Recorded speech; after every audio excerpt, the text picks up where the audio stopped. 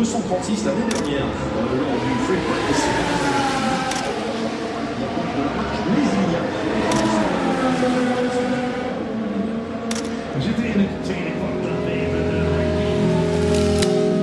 In a world that forces you to turn your hobbies into content, I'm here making a YouTube video.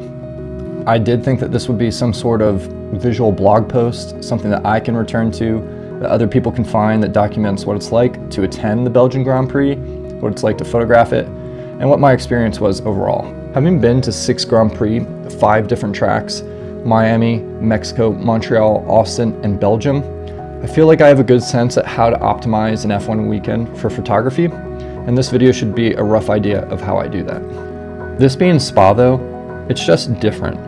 The history and legacy of the track, seeing the cars go round, being in the Ardennes Forest, there's just so many reasons why it's a white whale track to go to for F1 fans. It's not the easiest to get there, but it's a bit of a pilgrimage, and it's incredible to photograph.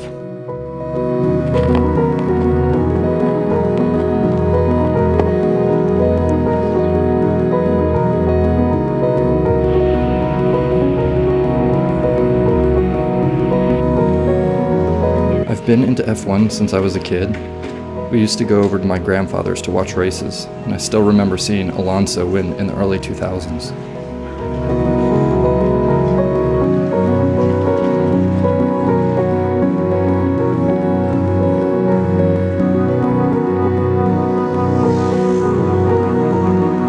When I photograph an F1 race, I try to find a good photo of the track.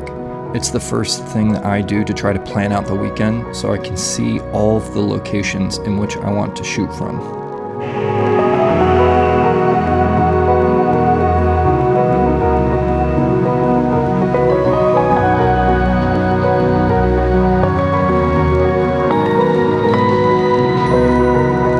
Not that it needs to be said, but nothing like experiencing the European train system to know what we're missing here in the US.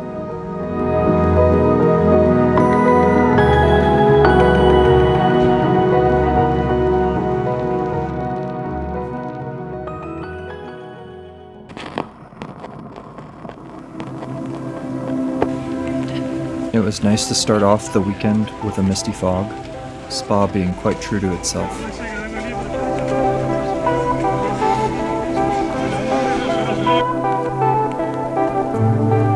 I feel this way about a lot of tracks that I show up to for the first time.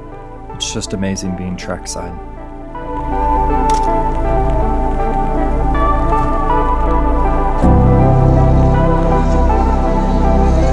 It was just a perfect day with the sun coming out to burn off the fog. With half of the track in sun and half of it in shadow, the track felt like it was coming alive.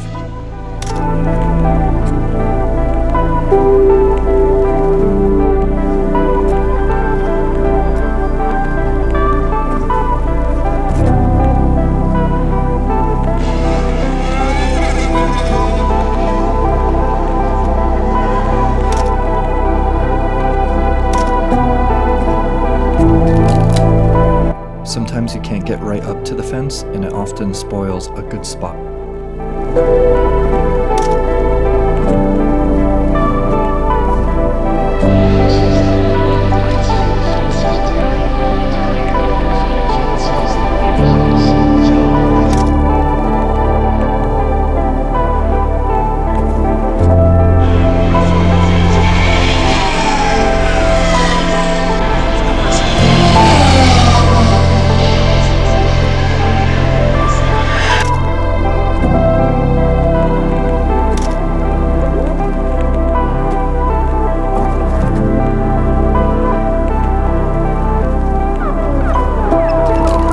Thinking Eau Rouge and Radion would be way too busy to photograph on Sunday, I decided to shoot that part on the first day, especially since we were going to have great weather and Sunday was supposed to rain. Most of the time I'm just trying to include the car and the track, but when you include the crowd, I feel like the photo has more presence.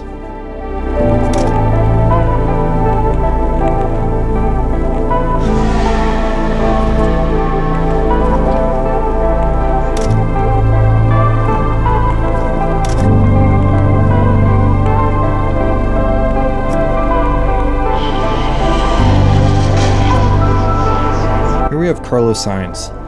I feel like I captured the car very well considering it's going extremely fast just before Eau Rouge, but then again just got extremely unlucky with some of the fencing that blocks the front half.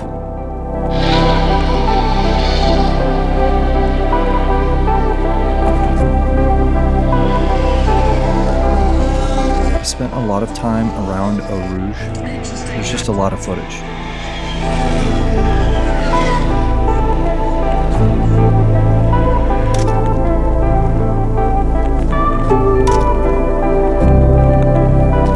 Obviously, it's expensive to go to the Belgian Grand Prix from the US. However, when you compare it to Miami, it doesn't seem so bad. I do think though that I should have splurged on the one grandstand that shoots down towards the bottom of Eau Rouge. And unfortunately, just when you've never been to a track, you're just guessing at where do I need to take the photo, or where is the photo? Is there fencing that will block me from taking the photo? There's just a lot of factors that you just can't plan for if you've never been there before.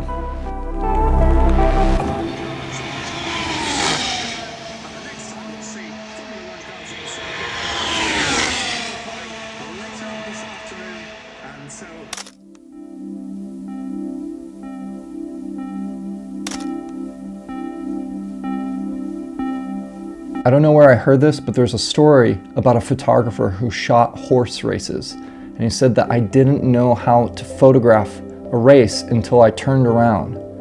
Basically saying, photograph the crowd, photograph the people.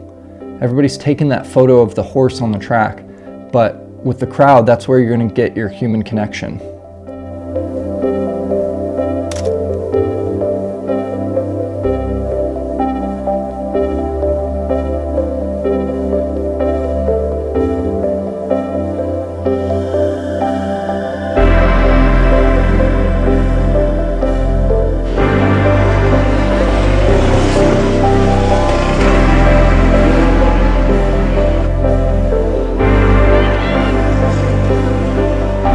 The hairpin has to be one of the most beautiful places to photograph the track, but it was packed, and I think I had to resort to reaching over a fence to take these photos.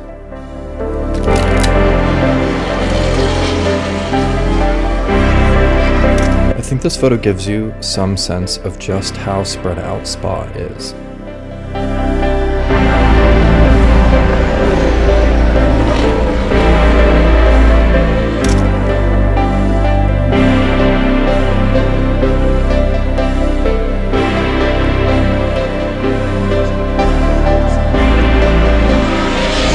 Didn't think I could underexpose a photo in broad daylight, but here we are.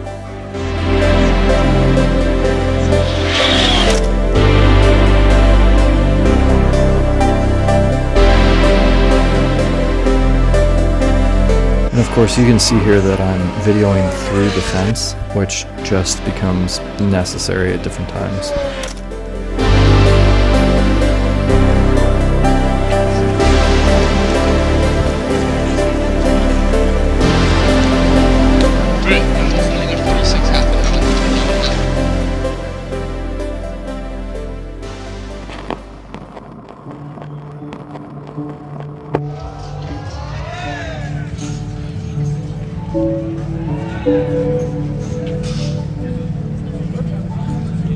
Again, blessed with another beautiful day. It's just always easier the second day when you've had a day to figure things out at the track.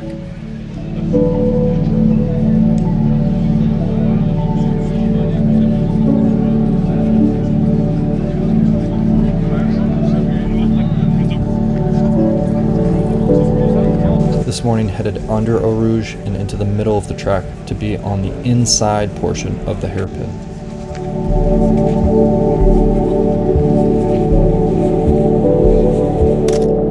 Perhaps one of my favorite slice of life photos at the track was this of the waffle stand. I think it just captures a bit of what the track experience is like.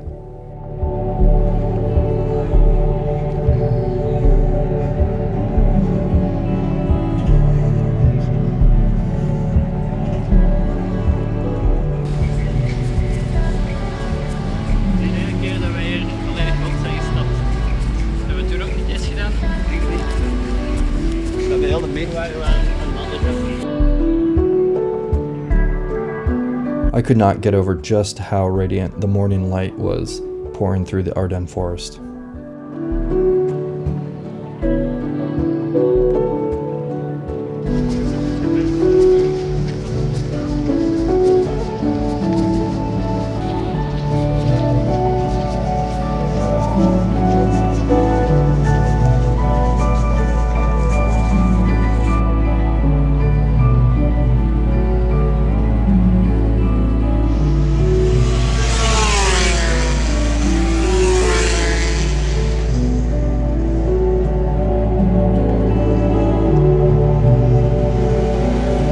Something that the North America races don't have that the European races do is the F2 and F3 support races.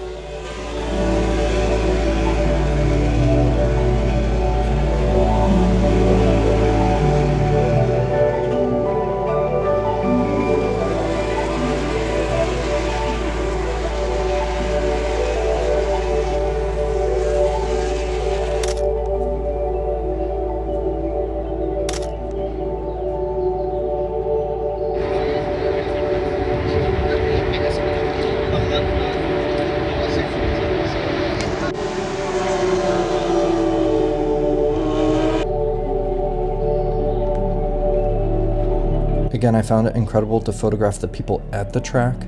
It just shows how much people enjoy being at this event, particularly these gentlemen who were photographing F2.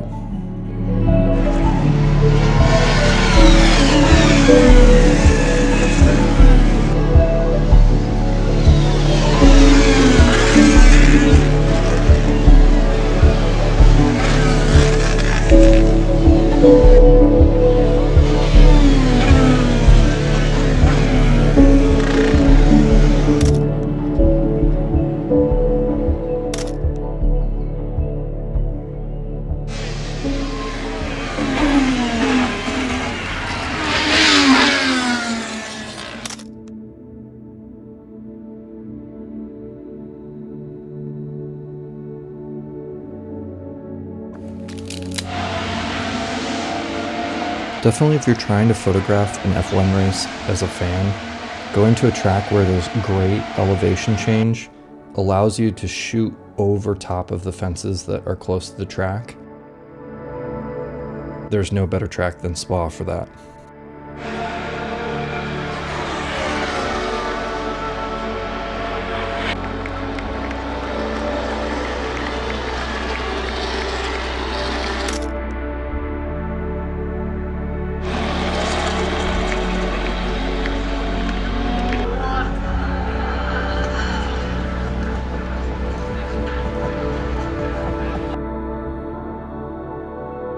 I found in between the sessions almost as fun to photograph, not something that you can say about other tracks.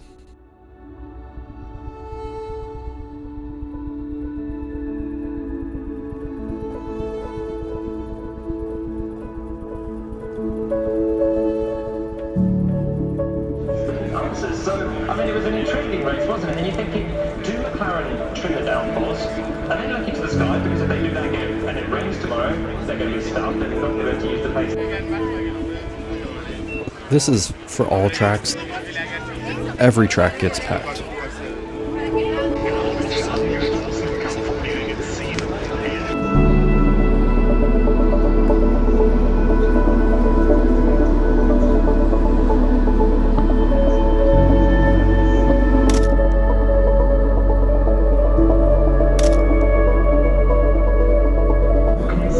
So I wanted to take a second to talk about why Spa is actually kind of hard to photograph compared to the other Formula One tracks that I've done.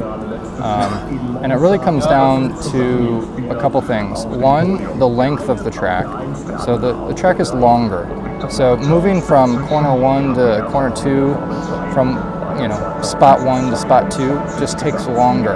And it's just, there's so much to photograph, and so it's just I'm running in between shots to try and get it. And that's also because it's a sprint race, which is the second reason. So the cars are on track less, I would say, because of this. And what I mean by that is that in the first quali for Q2 and Q3, the cars didn't even come out till halfway through the session, I believe. And so you only got to see them a very limited amount in that qualifying session. And then in the sprint race is only 15 laps. And that means each lap, I have a chance to photograph them because all the cars are coming at once. But that means I only have 15 chances to photograph them.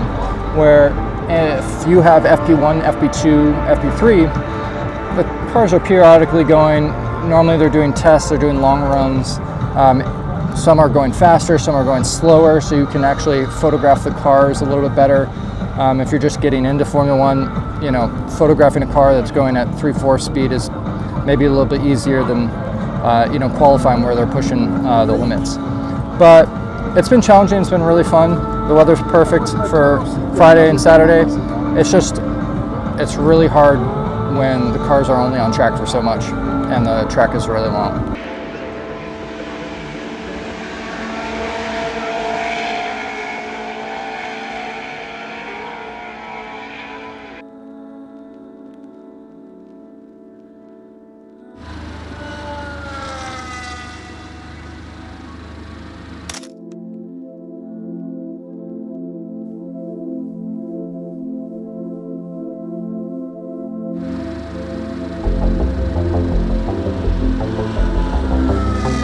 My guy was ready for that blue flag.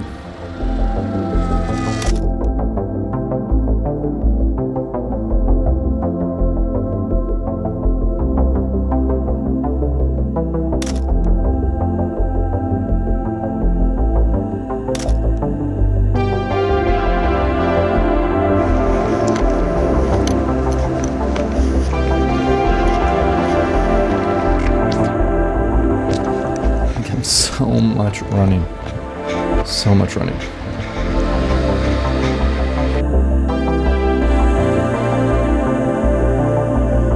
Here's some whip pan shots. These are hard to do, not to mention on film, and you can tell that I'm dealing with some things in the foreground, but they're not great, but they're here.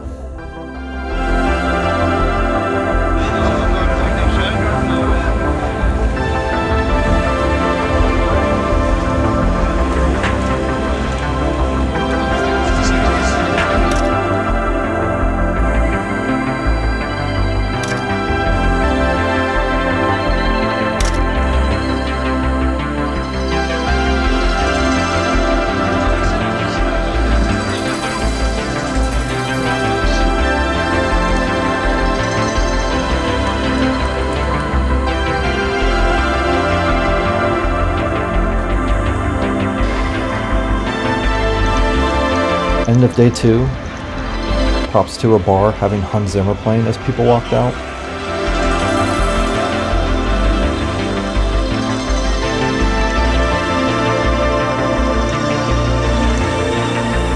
Also, pro gamer tip, there's a bar at the roundabout that's normally pretty empty.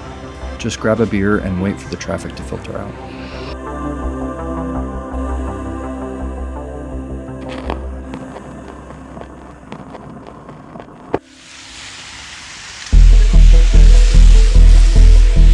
Time for the real spa experience.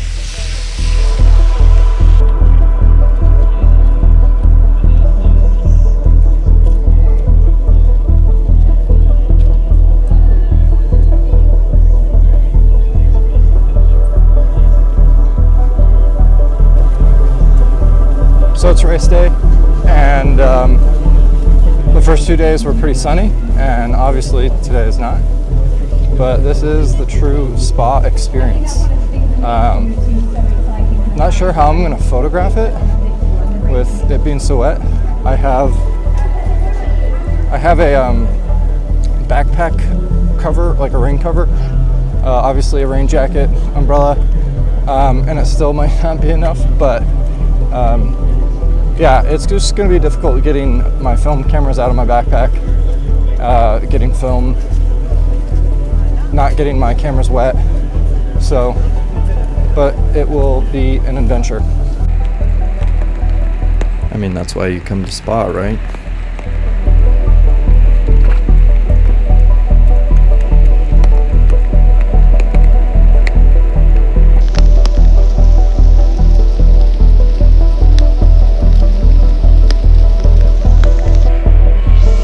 Here I am watching the support races, thinking it's going to be amazing when the F1 cars race in the wet.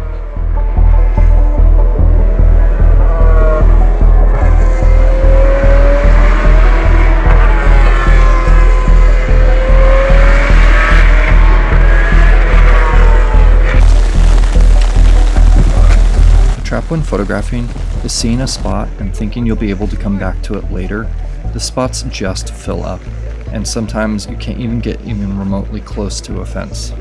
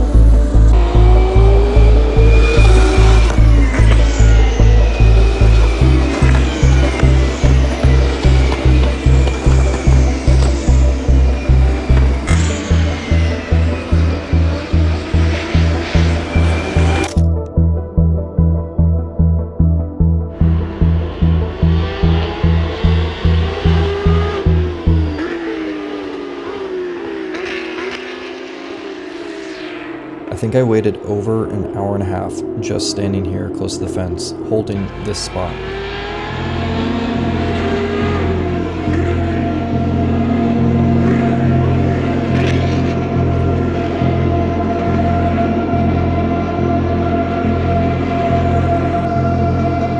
The drivers did look pretty miserable on the long parade lap in the rain, but I did get this photo of Max waving.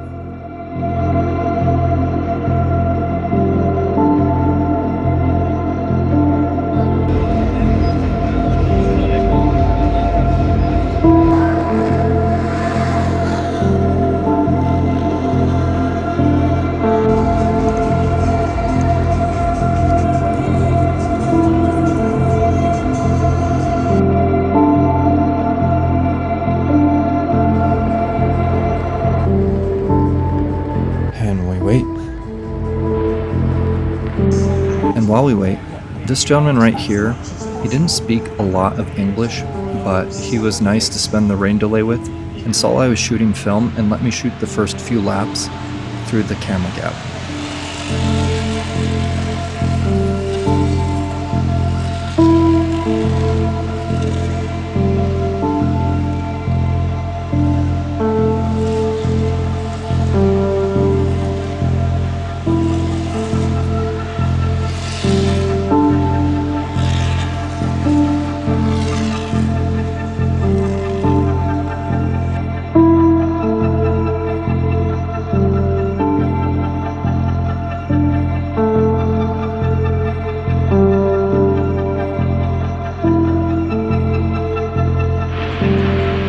Here's the start of the race.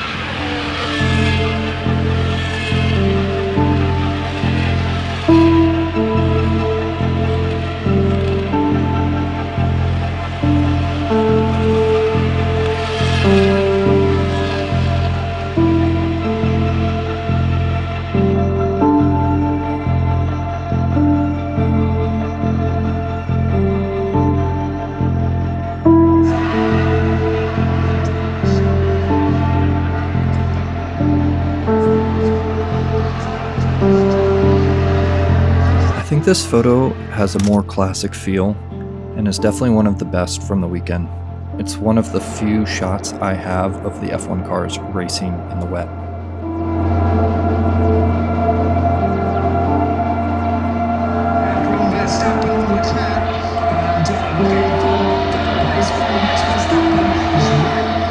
I think I have a whole roll of film trying to get a car in the foreground here and in the track way there in the background, and not a single one was timed correctly.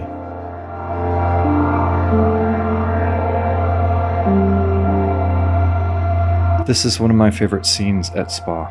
People draped across the hillside watching the race. They do open up the track. It's a bit confusing and a lot of the staff don't direct you to the right entrance, but it's at turn 1 and it's a bit of a dash to kind of get to the podium.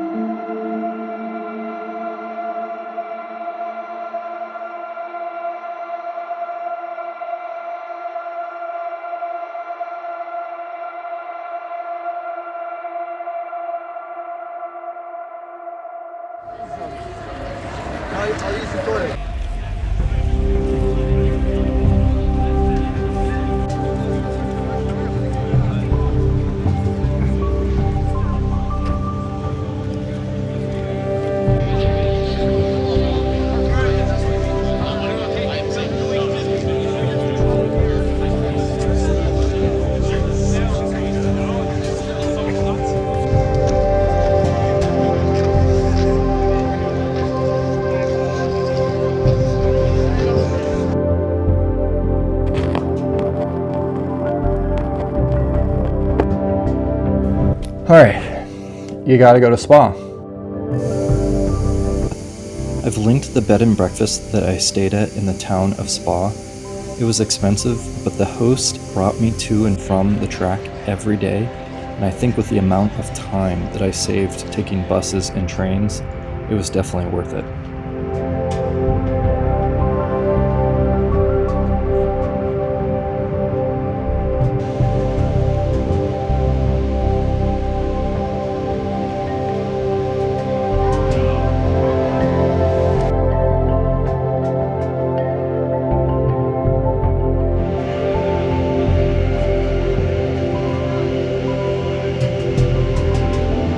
I've also linked a couple things that helped me figure out the logistics of my trip. I did want to delve into that more, but that'll have to be for another video.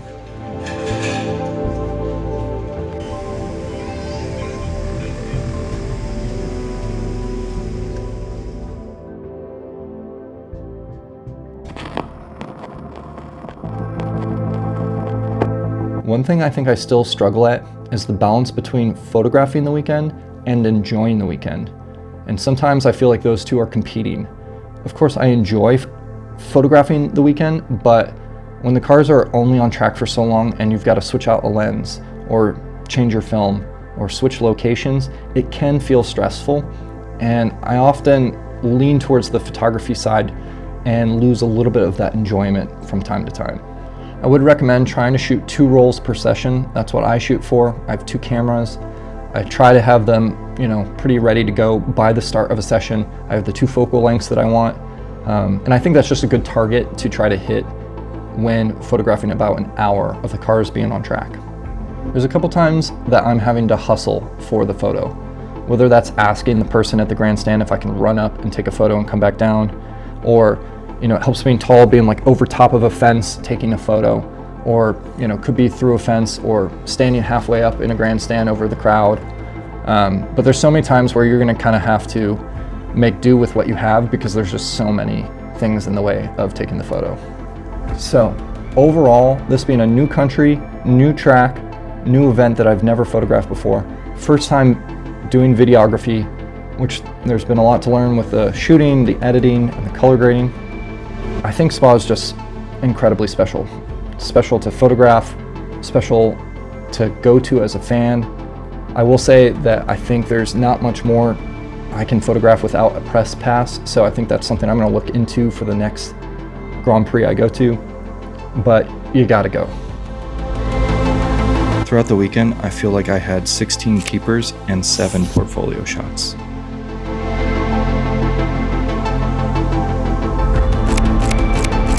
I've made an F1 on film newspaper with photos from the first 3 races that I've photographed. That's on my website along with all of my other work. I'm also a big movie score person, and I've made a Spotify playlist with songs that I feel embody Formula One. So much work and effort went into this video, from the video to the photography. I did just go to the Canadian Grand Prix, so if you'd like a video on that, feel free to let me know in the comments below. Otherwise, I'll see you next time.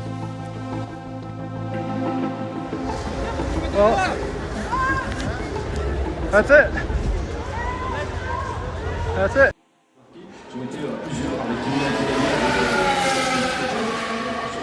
L'échappatoire là-bas, alors pour l'instant on évite le bac à gravier à la sortie de cette épave de la source et ça c'est plutôt sympa. Max Verstappen donc meilleur temps 1:44.2. And can somebody please remind the FIA that wet tires do exist?